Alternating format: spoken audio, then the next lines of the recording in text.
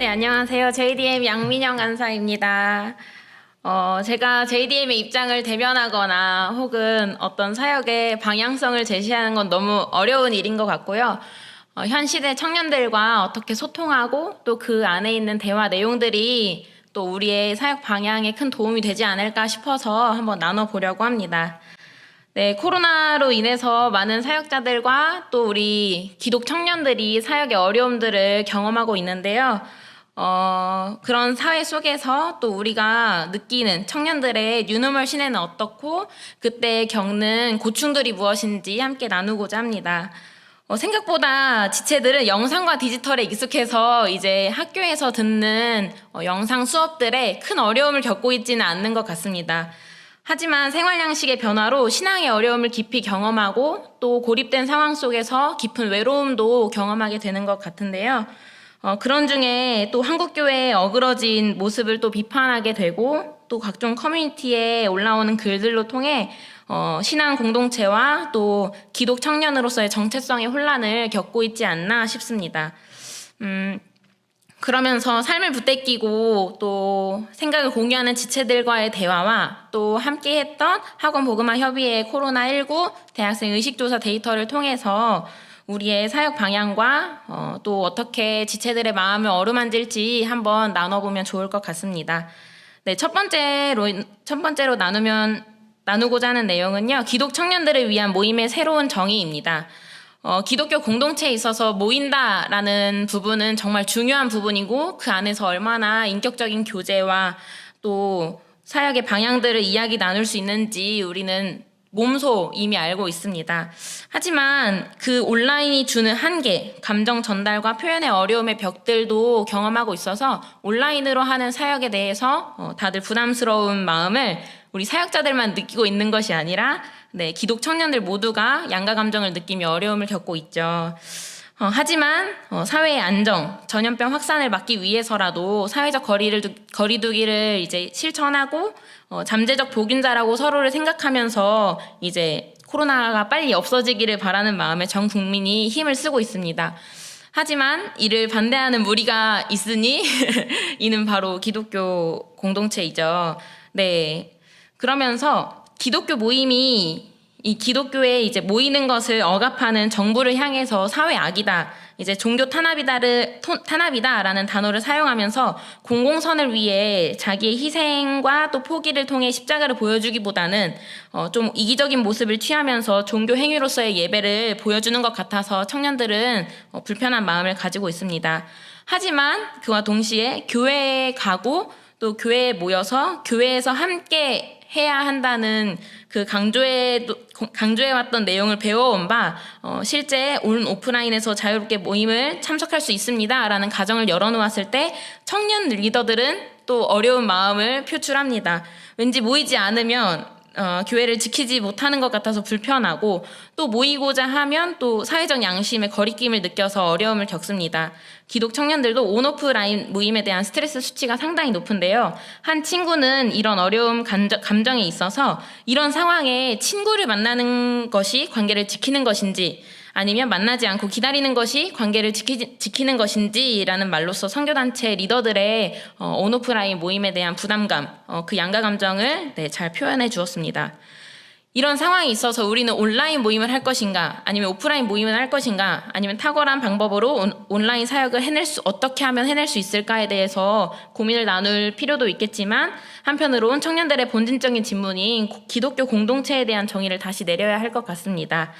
네, 첫 번째로 제가 생각했을 때는요, 하나님과의 진정한 교제를 누리는 기독 청년들의 삶의 처소를 세워야 한다. 하나님 사랑이라는 기준 하에 그 말씀에 따라서 우리는 이제 삶의 처소를 세워야 하는데 대부분의 지체들은 한 학기 동안 경건 생활을 열심히 하려고 노력을 했지만 한 학기도 채 지나지 않아서 하나님과의 관계에 대해 회의감을 느꼈습니다. 시간이 많이 있고 또 이 시간을 통해서 자기 성찰을 할 수 있었지만 그럴수록 바닥나는 하나님과의 관계를 보게 되었는데요. 밑에 있는 표를 보시면 선교단체 활동을 하고 있는 지체들에 한해서 이제 평가를 했을 때 실제로 성경을 보거나 기도를 하는 시간들, 그 경건 시간들이 늘었거나 비슷하다보다는 하지 않았다의 비중이 더 큽니다. 즉 하나님과의 인격적인 교제 시간이 많이 없었고요. 이걸 통해서 공동체 신앙은 많이 굳건했지만 개인의 경건 시간은 무너져 있다. 즉 하나님과의 깊은 교통과 또 소통하는 시간을 공동체 안에서 있을 때 피상적으로 잠시 느꼈을 뿐이지 자신이 그리스도의 몸된 교회로서의 하나님과의 인격적인 교제를 얻는 법은 체득하지 못했다라고 평가할 수 있겠습니다. 이 시점에 있어서 기독 청년들의 개인 신앙의 확립을 우리 선교단체는 도와야 한다고 생각합니다. 모이지 않고도 개인이 캠퍼스에서 하나님과의 인격적인 교제를 누리고 또 그 안에서 하나님께 어떻게 쓰일지에 대해서 고민하는 그 과정들, 또 각자의 처소에서 하나님의 임재를 누리고 하나님을 진정으로 사랑하고 복음을 받아들이는 그 인격적인 교제를 누릴 수 있도록 훈련해야 한다고 생각합니다. 두 번째로는 기독 청년이 세워야 할 자기 희생의 공동체입니다. 이웃 사랑인 거죠. 네, 저는 이공대생이라서요. 관성이란 단어를 사용했는데요. 네, 관성이란 물체의 운동 상태인 거죠. 가고 있는 방향과 속도의 변화를 주려고 하면 그에 반작용하는, 저항하는 물체의 속성을 뜻하는데요. 이 속성은 물체가 가지고 있는 질량에 비례해서 그 힘이 강해집니다. 지금까지 우리는 관성적인 신앙생활을 하지 않았나 싶습니다. 센터에 모여서 해야 하고 교회에 모여서 뜨겁게 기도하고 밤을 새워서 이야기하면서 신앙을 다졌던 그 관성적인 신앙생활에 있어서 경험적인 확신이 크기 때문에 이를 반대로 거꾸로 하는 거에 있어서는 큰 저항의식이 있을 겁니다.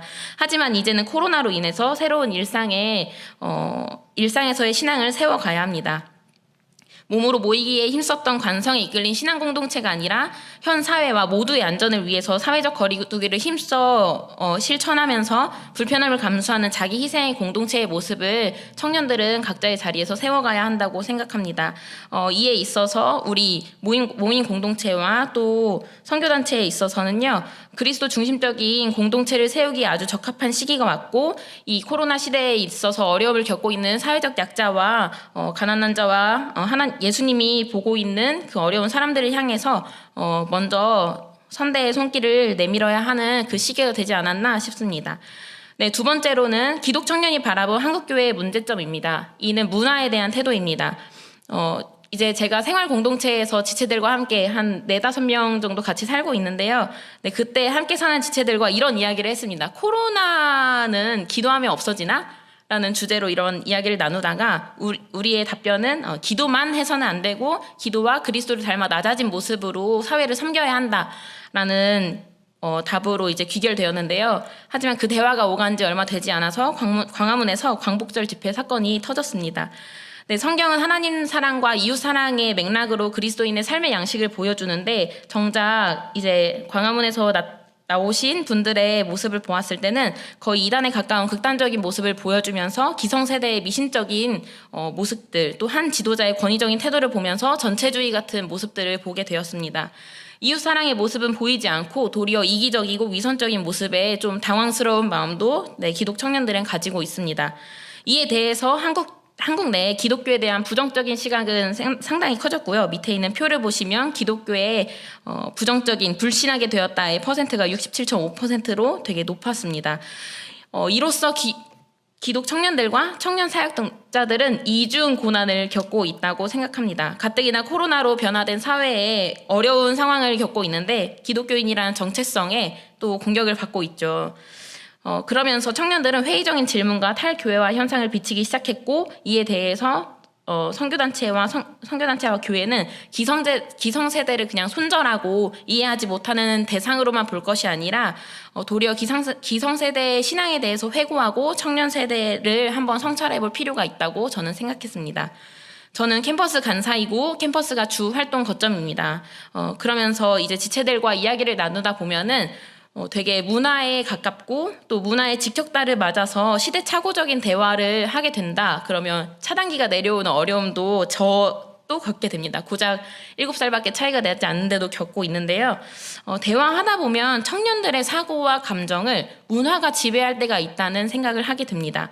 대부분의 매체에서 말하는 내용들 또 각자의 경험담들이 내가 경험했던 감정과 내가 경험했던 상황들을 합리화해주고 이가 문제가 아니라고 이야기해주는 경우가 많습니다. 그러다 보니까 내가 느끼고 내가 경험한 것들이 다른 어떤 의견들보다 더 중요하다라고 생각되는 그 과정, 그 안에서 하나의 문화가 만들어지고 그 문화를 쉽게 받아들이는 그 생각의 메커니즘이 우리 청년들에겐 자연스럽게 받아들여지고 있습니다.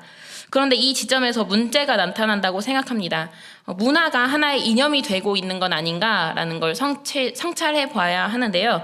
이념은 하나의 어떤 이상적인 기준을 자기의 생각과 견해를 또 최고의 관점으로 생각하고 이로써 자기가 살아가는 데 있어서 아주 중요한 가치 규범을 세우는 게 이념입니다. 그러면서 청년들이 겪고 있는 문화를 합리화시키고 또 이로써 그 문화가 가지고 있는 이념들이 자기 삶에 있어서 너무 중요한 부분이라고 이야기하고 있는 거죠. 정리를 하자면 그 당시에 있는 사건과 관념들에 따라진 결과물이 하나의 문화가 되고 이로써 삶의 양식을 만들어가는 모습이 청년들에게 있다라고 이야기하고 싶습니다. 물론 지난 과거와 과정이 문화를 정당화하긴 하지만 이를 최고의 관점으로 세우고 삶의 가치와 규범을 만들 만큼 탄탄한 논리와 구조를 가지고 있지는 않습니다. 하지만 이번 한국교회의 잘못된 그 민낯 부분이 이 문제에서 드러난 건 아닌가라는 생각을 한번 나누고 싶습니다. 광복절 집회에 참여했던 대다수의 사람들이 소위 태극기 부대와 연관성이 있고 대부분의 연령대가 50에서 80대 나이대라고 알려져 있습니다. 이분들이 경험한 인생의 과정에 있어서 북한에 대한 문화 인식은 빠질 수 없을 텐데요. 그러면서 윗세대와 이야기를 나누면서도 저도 합일점을 찾을 수 없는 부분이 북한이었습니다. 초중고 세대를 이제 다니면서 북한과 통일을 염원하고 또 우리는 통일을 준비해야 된다라는 이야기를 많이 들어왔는데 어른분들과 이야기를 나누면은 좀 대화의 장벽을 느끼게 되는 또 그들은 소위 전쟁을 일으킬 수 있는 소위 악의의 물이라고 이야기하는 그 부분에 있어서 좀 문제점을 발견했는데요. 윗세대는 6.25 전쟁을 통해서 실제적인 어려운 경험을 겪었던 세대인데요. 그런 경험을 겪었던 세대가 가진 이데올로기적 정신의 산물인 문화는 당연히 북한은 악일 것이다 입니다. 그런데 그 모습을 보았을 때 이게 답이다라고 이야기할 수 없고 결국에 윗세대가 경험한 문화가 하나의 이념이 되고 또 거기에 신앙까지 결합해서 하나의 신념이 된 건 아닌가라고 꼬집고 싶습니다. 문화가 신앙이 돼버렸고 그런 북한의 호의적인 정당은 악의 무리를 돕는 곳이다라고 생각하면서 좀 악을 없애는 것이 바른 신앙이다라는 그런 말도 안 되는 억지에 좀 청년들은 어려움을 겪고 있는데요. 이런 상황에 있어서 한 지체는 한국교회 형성에 있어서 한국 근대사와 교회 기독교 세력이 함께 오면서 한국 기독교의 정신이 세워졌다. 그러다 보니 기독교 지도자들이 너무 보수적인 입장을 취해오고 이로써 얻은 권리와 기득권을 포기하지 않으려 한다. 한국교회의 정체성과 권리와 기득권을 지키면서 찾으려 하는 그 모습이 너무 안타깝고 이런 모습이 성경적 가치인지 의문이 든다며 한국교회의 모습에 대해서 회의감을 전했습니다. 문화가 주는 파급력은 너무나 강하고 요즘 시대는 또 커뮤니티가 되게 활성화되어 있어서요. 문화를 공유하는 시간이 되게 짧지만 강합니다. 개인의 의미와 감정과 경험을 중요하게 여기는 시대인 만큼 한 사람의 의견도 하나의 이념처럼 다가올 수 있는 이 시대에 청년들은 문화에 많이 젖어들고 쉽게 휩쓸릴 수 있습니다. 문화를 이념화하고 종교 프레임에 넣어서 신념이 되고 결국 문화가 신앙이 되는 그 패턴을 청년들도 경험할 수 있는 상황에 놓여진 것 같습니다. 만약에 우리가 문화를 객관화하고 성경에 비추어 옳고 그름을 판단할 수 있는 능력이 없다면 결국에 현재 나타난 한국교회의 문제를 청년들도 똑같이 답습할 것입니다. 이에 대해서 성경을 바르게 해석할 수 있는 능력, 문화를 그대로 답습하지 않고 성경에 비추어 옳고 그름을 판단할 수 있는 능력을 선교단체들 그리고 교회는 그 능력을 길러주어야 합니다. 그뿐 아니라 문화의 오류를 발견하고 이를 변증할 수 있는 능력을 길러주어야 하고 또 기독교의 본질을 잃지 않은 채 어그러진 신앙으로 살거나 세상과 벗삼아 살지 않도록 훈련해야 합니다. 그렇다면 우리는 어떻게 해야 할 것인가? 라는 부분에 그 세 가지 문장이 있습니다. 현재 우리는 어떤 문화 속에 살고 있는가? 신념화되고 있는 문화는 무엇인가? 그 문화에 대한 성경적인 해석은 무엇인가? 이 세 가지의 질문을 청년들에게 던져보아야 합니다. 이에 따른 저의 답은 두 가지입니다. 기승전, 복음이 답이다. 네, 현 시대의 문화는 자기 실현이 너무 중요한 사회인 거죠.